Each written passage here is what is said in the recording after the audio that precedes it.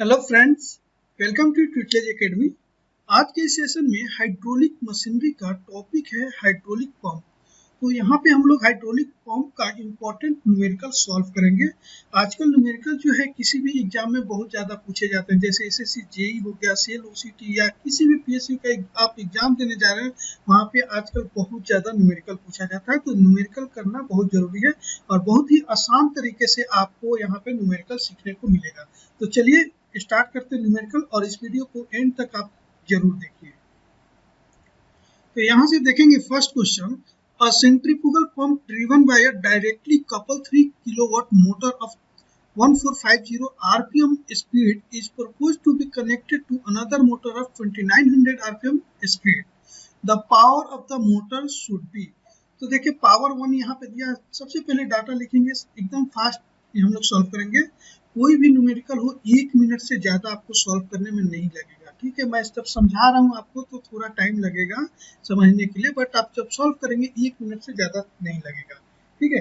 तो चलिए P1 है, ये पावर है 3 किलोवाट, ठीक है। और ये N1 है 1450 आरपीएम, ठीक है।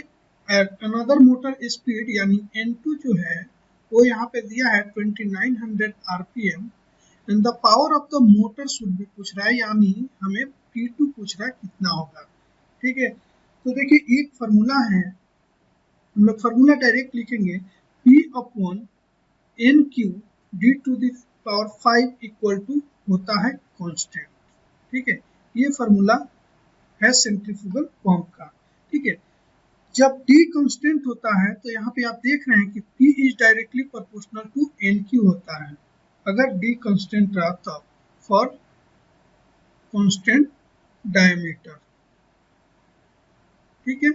तो P is directly proportional to NQ है, तो हम लोग क्या करेंगे, इसको हम लोग ले सकते हैं P2 अपॉन P1। डायरेक्ट लिखिए, आप लोग न्यूमेरिकल सॉल्व कर रहे हैं और ऑब्जेक्टिव क्वेश्चन है, डायरेक्ट सॉल्व करना है। Equal to N2 upon N1, एक Q लिख सकते हैं क्योंकि P is directly proportional to NQ है, ओके। हमें क्या निकालना है, P2 निकालना है। P2 इक्वल टू P1 क्या हो जाएगा, N2 अपॉन N1 Q। तो यहाँ पे वैल्यू पुट करेंगे, P2 इक्वल टू P1 कितना 3 है, N2 कितना है 2900 है, और यहाँ पे N1 जो है 1450 है। इसको और इसको आप लोग कैंसिल करेंगे, यहाँ पे एक Q और इसको 1 और इसको कट कर सकते हैं, 2 से कट हो जाएगा। क्या मिला हमें, 2 मिला। तो यहाँ पे मैं लिखता हूँ, इसको यहाँ लिखते हैं, ठीक है। P2 equal to 3 into 2 cube हो गया, तो 3 इंटू 2 के पावर 3 है तो 2 क्यूब होता है 8, तो 8 3 जा 24 होगा, 24 क्या होगा किलोवाट। तो राइट आंसर हो जाएगा डी, 24 किलोवाट। कुछ टाइम नहीं लगा, आपको जब फार्मूला याद रहेगा, न्यूमेरिकल सॉल्व करने आता है, तो ये डाटा लिखने की जरूरत नहीं है, फार्मूला लिखने की भी जरूरत नहीं है, ये आपको पता है। डायरेक्ट यहाँ से स्टार्ट करेंगे, P is directly proportional to NQ और यहाँ पे वैल्यू पुट करेंगे, आंसर निकालेंगे, ठीक है। अगर आपको ये भी सब चीज पता है तो आप डायरेक्ट यहाँ से प्रॉब्लम स्टार्ट कर सकते हैं, तो यहीं से लिखना होता है और आपका आंसर मिल जाएगा, ओके। नेक्स्ट क्वेश्चन देखिए, a centrifugal pump needs 1000 watt of power when operating at 1500 rpm. What is the power requirement if the speed of the pump is increased to 3000 rpm? तो यहाँ पे क्या दिया है, देखिए P1 दिया है 1000 watt, N1 दिया हुआ है 1500 rpm है, 1500 rpm, और N2 दिया हुआ है 3000 rpm। क्या पूछ रहा है, यहाँ भी P2 ही पूछ रहा है। देखिए the what is the power required if the speed of the pump is increase to 3000 rpm, यानी क्या है कि 1500 rpm पे जब ये सेंट्रीफ्यूगल पंप रन कर रहा तो उस समय जो पावर है 1000 वाट है, जब rpm 3000 इसको इंक्रीज कर दिया जाएगा उस समय पावर क्या होगा, वही पूछा जा रहा। तो सेम वही क्वेश्चन है जो इसके पहले हम लोग किए हैं, तो डायरेक्ट फॉर्मूला अप्लाई करेंगे, P is directly proportional to NQ। Therefore आप लिख सकते हैं P2 equal to direct P1 N2 upon N1 Q, direct लिख सकते हैं, ठीक है। देखिए यहाँ P1 है 1000 वाट इंटू N2 है 3000 अपॉन N1 1500 क्यू। ये कट गया, 2 बच गया, तो यहाँ पे 1000 इंटू 2 क्यू। तो क्या हो गया, देखिए कितना फास्ट हो रहा है। 2 क्यू क्या होता है, 8 होता है, मतलब यहाँ हो जाएगा 8000 वाट। कहाँ आंसर है, राइट ऑप्शन डी 8000 वाट। तो देखिए कितना सिंपल है, सॉल्व करना कितना आसान है, बस आप लोग को प्रैक्टिस करके जाना है, कोई भी न्यूमेरिकल नहीं छूट पाएगा। ओके, अगर वीडियो अच्छी लगी तो आप लोग लाइक जरूर कर दीजिएगा। अगर अभी तक अच्छी नहीं लगी है तो और क्वेश्चन देखिए, और क्वेश्चन सॉल्व कराते हैं। ओके, नेक्स्ट क्वेश्चन देखेंगे। A centrifugal pump operating at 1000 rpm develops a head of 30 meter. If the speed is increased to 2000 rpm and the pump operates with the same efficiency, what is the head developed by the pump? एक head दिया हुआ है H1 30 metre, H2 यहाँ पे पूछा जा रहा है। ठीक है, आरपीएम N1 यहाँ पे है, डायरेक्ट यहीं पे लिख लेते हैं, और ये जो है वो है N2। ठीक है, डायरेक्ट हम लोग फॉर्मूला यूज करेंगे। एक इसका फॉर्मूला होता है head upon N square D square equal to constant होता है। ओके, तो इसका और इसका रिलेशन देखेंगे तो हमें यहाँ से मिलता है H is directly proportional to N square. ठीक है, मतलब हम लोग लिख सकते हैं H2 upon H1 equal to N2 upon N1 का स्क्वायर। तो H2 इक्वल टू हो जाएगा H1 N2 upon N1 square. यहाँ पे वैल्यू पुट करेंगे, H1 दिया हुआ है यहाँ पे 30 मीटर, और H2 तो हमें पूछा जा रहा है, N2 दिया हुआ है 2000 आरपीएम और N1 है 1000 आरपीएम। इसका स्क्वायर करना है, ये 2 से कैंसिल हो जाएगा, तो 30 इंटू 2 स्क्वायर हो जाएगा, 2 स्क्वायर 4 होता है, 30 इंटू 4, तो इसको मल्टीप्लाई कर देंगे, 4 3 जा 12 यानी 120 मीटर। राइट ऑप्शन हो गया सी। ठीक है, अब देखिए एक इंपॉर्टेंट चीज बताता हूं आपको, इतना ये भी नहीं करना पड़ता है। देखिए कभी भी क्वेश्चन आया, इसके पहले क्वेश्चन क्या था, पावर एंड आरपीएम में अगर डाटा दिया हुआ हो, पावर और आरपीएम है, तो power is directly proportional to N Q होता है। तो आप लोग डायरेक्ट फॉर्मूला लगाएंगे, P2 equal to P1 N2 upon N1 Q. ठीक है, अगर हेड एंड आरपीएम में आपको डाटा दिया हुआ है तो डायरेक्ट फॉर्मूला लगा देंगे, H2 equal to H1 N2 upon N1 का स्क्वायर। मतलब जब H आ रहा है, मतलब हेड आ रहा है, तो N2 अपन N1 का स्क्वायर हो रहा है, और जब पावर की बात करता है, पावर है और आरपीएम है, तो वहां पे क्यूब होगा। ठीक है, यहीं से पावर है तो N जो होता है आरपीएम क्यूब होता है, और हेड है तो स्क्वायर होता है। बस ये याद रखिएगा, आप लोग डायरेक्ट बिना फॉर्मूला यूज किए डायरेक्ट प्रॉब्लम को सॉल्व कर लेंगे 20 सेकेंड के अंदर।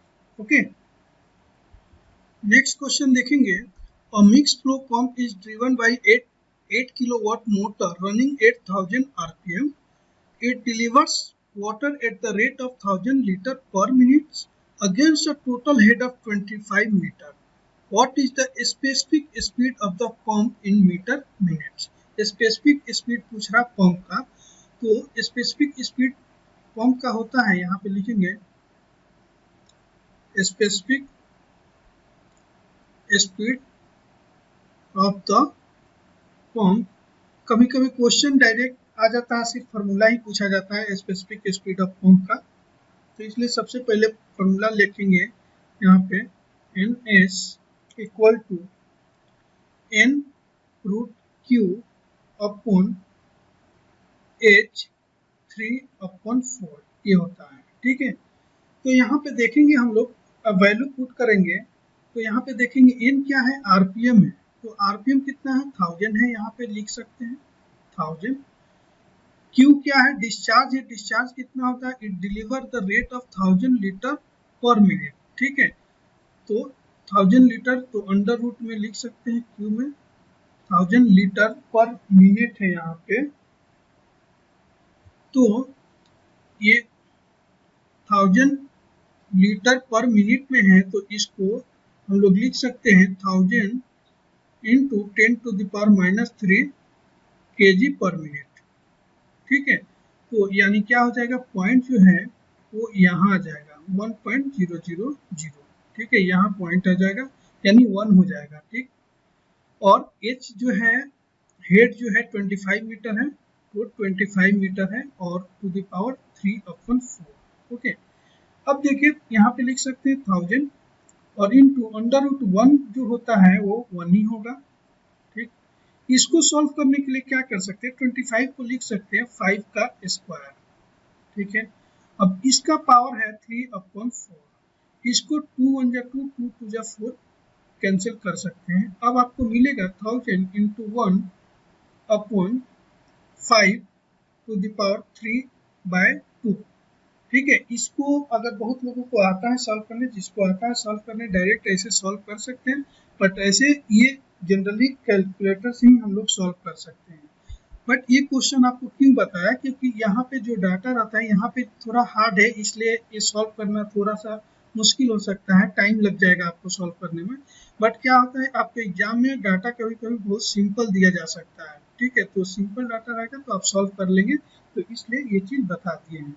तो यहाँ पे सॉल्व करेंगे तो आपको मिलता है 89.44, यानी अप्रोच वैल्यू जो होगा वो हो जाएगा 90। ठीक है, तो राइट आंसर हो जाएगा ए 90। नेक्स्ट क्वेश्चन देखेंगे, एक और बहुत ज्यादा इंपॉर्टेंट क्वेश्चन है ये और थोड़ा सा अलग है। If a reciprocating pump having a mechanical efficiency of 80% deliver water at the rate of 80 kg per second with a head of 30 meter, the brake power of the pump is। तो यहाँ पे सबसे पहले डाटा लिखेंगे, क्या दिया हुआ है, मैकेनिकल इफिशियंसी दिया हुआ है 80%, इसको 100 से डिवाइड करेंगे तो हो जाएगा 0.8। ओके, 0.80 लिख सकते हैं, कोई जरूरी नहीं है जीरो लिखना ये। ओके, अब उसके बाद क्या दिया है, मास दिया हुआ है, deliver water at the rate of 80 kg पर सेकेंड।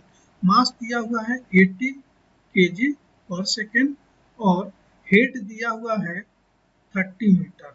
क्या पूछ रहा है, the brake power of the pump is, pump का ब्रेक पावर पूछ रहा है। तो ब्रेक पावर का एक फॉर्मूला होता है, इंपॉर्टेंट फॉर्मूला है, brake power equal to mgh upon mechanical efficiency, इसको याद कर लीजिएगा। ठीक है, आप लोग फार्मूला का लिस्ट बनाते जाइएगा और लिस्ट बना के रखेंगे, याद करके रखेंगे, बार बार देखते रहेंगे तो याद हो ही जाएगा। तो प्रॉब्लम सॉल्व करना कोई बड़ी बात नहीं है। ठीक है, और इसी टाइप के क्वेश्चन जो होता है, किसी भी जेई का एग्जाम हो या फिर एसएससी का एग्जाम हो, किसी पीएससी का एग्जाम हो, इसी टाइप से क्वेश्चन पूछे जाते हैं। ठीक, तो यहाँ पे ब्रेक पावर है, ब्रेक पावर इसमें पुट करेंगे, मास जो है m 80 है और g क्या है, ग्रेविटी है जो होता है 9.81, आपको पता है। h जो यहाँ पे दिया हुआ ही है 30 मीटर और मैकेनिकल एफिशिएंसी है 0.8। इसको सॉल्व करने के लिए क्या कर सकते हैं, 80 इंटू 9.81 को हम लोग अप्रोच वैल्यू 10 ले लेते हैं और इस ये 30 है और 0.8 को 8 इंटू 10 टू द पावर -1 हम लोग लिख सकते हैं। ठीक है, 8 से ये 80 कैंसिल हो जाएगा तो यहाँ पे क्या बचेगा 10। ठीक है, ये 10 टू द पावर ऊपर जाएगा तो क्या हो जाएगा, पॉजिटिव हो जाएगा साइन। ठीक है, यानी 10 इंटू 10 इंटू 30 और ये ऊपर जा रहा है तो ये भी हो जाएगा 10। जब इसको मल्टीप्लाई करेंगे 10 10 और 10 तो क्या हो जाएगा 1000 इंटू 30। ओके, तो 30,000 वाट आ गया। हमारा ऑप्शन जो है किलोवाट में दिया हुआ है तो ये हो जाएगा 30 किलोवाट, यानी 30,000 इंटू 10 टू द पावर -3 होता है। 1 किलोवाट में 1000 वाट होता है, आपको पता है। अब 30 किलोवाट, लेकिन यहाँ पे ऑप्शन में क्या है, इसके आसपास जो वैल्यू है वो क्या है 29.4 किलोवाट, तो यही राइट ऑप्शन होगा क्योंकि 9.81 की जगह पे हमने 10 रखा था सॉल्व करने के लिए। ये जरूरी है। अगर 9.81 रख के सॉल्व करेंगे तो 29.4 किलोवाट ही आएगा। ठीक है, तो इस तरीके से हम लोग क्वेश्चन को सॉल्व करते हैं, एग्जाम में जाते हैं। ओके, तो फ्रेंड्स ये सेंट्रीफ्यूगल पंप का 5 न्यूमेरिकल जो है यही इंपॉर्टेंट है, यहीं से क्वेश्चन आता है। इसके यहाँ से सेंट्रीफ्यूगल पंप से इससे ज़्यादा क्वेश्चन नहीं पूछा जाता है। इसके बाद हम लोग करेंगे हाइड्रोलिक टरबाइन। तो हाइड्रोलिक टरबाइन से क्वेश्चन ज़्यादा पूछा जाता है। ये हमारा टॉपिक था हाइड्रोलिक पंप। ठीक है, तो यहाँ से न्यूमेरिकल बहुत कम पूछा जाता है, इतने ही में न्यूमेरिकल होता है। तो आप लोग इतना कर लेते हैं तो काफ़ी है। ठीक है, और फ्रेंड्स ये आपको अगर वीडियो कैसी लगी तो आप जरूर बताइएगा। आप थोड़ा फास्ट पढ़ाना है या स्लो पढ़ाना है, ये जरूर आप बताइएगा कमेंट्स में। और वीडियो अच्छी लगी तो लाइक कीजिएगा, अपने दोस्तों को भी ज़्यादा से ज़्यादा शेयर कीजिएगा। और फ्रेंड्स अगर आप मैकेनिकल इंजीनियरिंग का किसी भी एग्जाम का प्रिपरेशन कर रहे हैं, एसएससी, जेईई हो, सेल हो, सीटी या किसी भी पीएससी का एग्जाम दे रहे हैं, तो आप हमारे ट्यूटलेज एकेडमी ऐप जो है वो गूगल प्ले से डाउनलोड कर सकते हैं, या फिर उसका लिंक डिस्क्रिप्शन में दिया हुआ है, वहां से डायरेक्ट क्लिक करके डाउनलोड कर सकते हैं। और वहां पे एक नॉमिनल अमाउंट पे करके काफ़ी अच्छे से बेसिक कंसेप्ट के साथ मैकेनिकल इंजीनियरिंग का फुल कोर्स ज्वाइन कर सकते हैं और काफ़ी अच्छे से प्रिपरेशन कर सकते हैं। ओके, तो ट्यूटलेज एकेडमी का ऐप आप लोग जरूर डाउनलोड कीजिए। तो मिलते हैं नेक्स्ट वीडियो में नेक्स्ट टॉपिक के साथ। Thank you for watching this video.